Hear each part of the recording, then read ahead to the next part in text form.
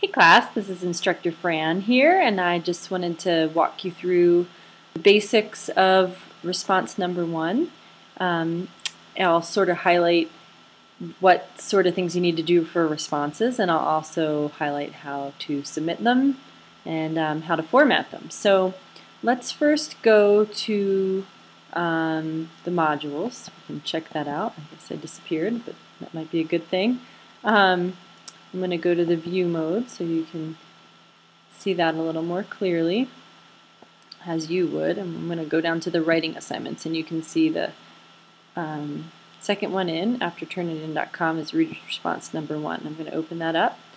Keep in mind that the directions are really the same for each reader's response. It's just minus one exception. So I'm not going to read through all of this, but basically key things to remember are that you're going to pick one story for your reader's response, that one of the stories that's due that week. So for week one's reader response, you have to pick a story that is due for week one. So I think that would be either The Swimmer or The Darling. So you have to pick one of those stories for week one to write a response on. Keep in mind that for week two, you have to, for reader's response 2, you have to pick a story that's due for week 2, and so on. Okay, you do need to write a minimum of 350 words, or I'm going to return it to you, and that's because we need to make sure that we write a certain amount of words for the class class to be transferable. So I have to keep that standard. Okay, and the other thing is I'm going to want you to make sure you submit your response as a Microsoft Word attachment, and I can show you a little more about that in a minute. Okay, basically, a reader's response, this is the key, is your opportunity to show how you connect to a story. This is a rare case in formal academic writing that you're going to be able to use the first person, meaning refer to yourself. I want you to refer to yourself. I want you to think about how you connect to the story. Okay? Don't try to answer a million questions or show me a million ways that you connect. I'd really actually prefer that you pick one or two important areas and highlight those in your 350 words. Depth is more important than breadth in this case. Okay. Another thing to keep in mind is I don't want a plot summary. If you need a sentence summary so that I understand the context for what you're talking about, that's fine. But I've read the stories. I don't need any summary from you. I want you to focus on your connections. Now, those of you that haven't done a response before or just need a refresher, I have some different sort of things that you could focus on. And like I said, you don't want to focus on all of these, just one or two. But you can look through things you don't understand, or things that you think should have, or could have been different, or you can evaluate questions or evaluations, as these questions really are, like whether you thought something was well done or not. And if you didn't connect with a story in a really meaningful way, that's okay. You just explain that, and you can explain to me the reason why you think the connection wasn't there. So that's okay. Okay, so you can read through all this, but these are different sort of ways for you to show connections. If there's a quotation, reactions, experiences, maybe something reminds you of something in your own life or in somebody's life that you know. Okay, discuss the characters, the mood, maybe the author, the author's craft, how he or she wrote the story, whether you liked his or her style or not. You could go into that. What did you learn about life? Predictions, say, if the story were to have an aftermath after the conclusion of the story, what you think would happen. So these are just ideas. If you come up with something else, that's fine. But you're basically somehow showing me how you connect to the story. Okay, so what I'm going to do next is I'm going to walk you through how to start and format the paper, the response. And really this is going to go for any sort of written submission for a response or anything working towards an essay. So on my, I'm going to go to Microsoft Word on my computer here. I want you to submit things as Word docs. If you don't have Microsoft Word, then look over here. I've downloaded OpenOffice. I believe that was free.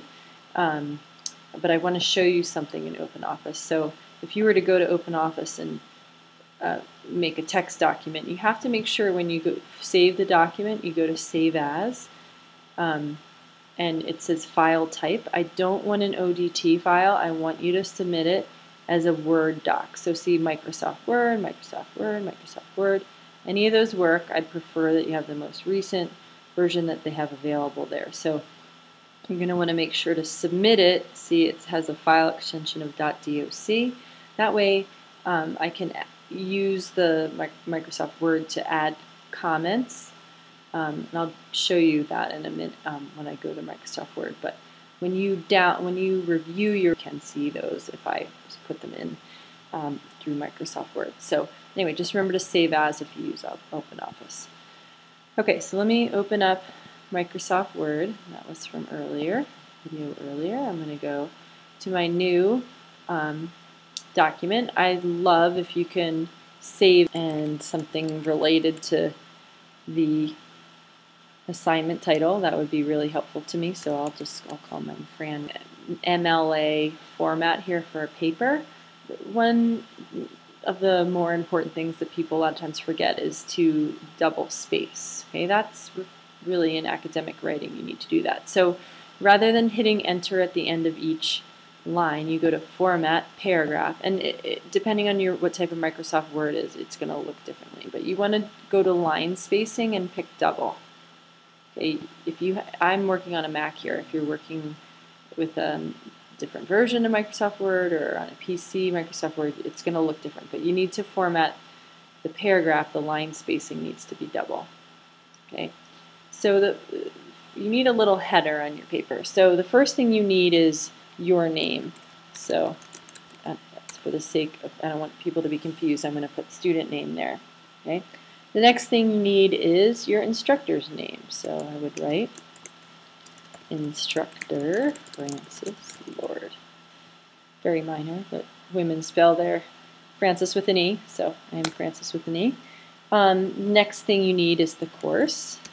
So this suffices in English 101. If you want to write it all out, that's fine. And then we want the date. So I'm going to write today's date, January 5th, 2015. Oops. Okay.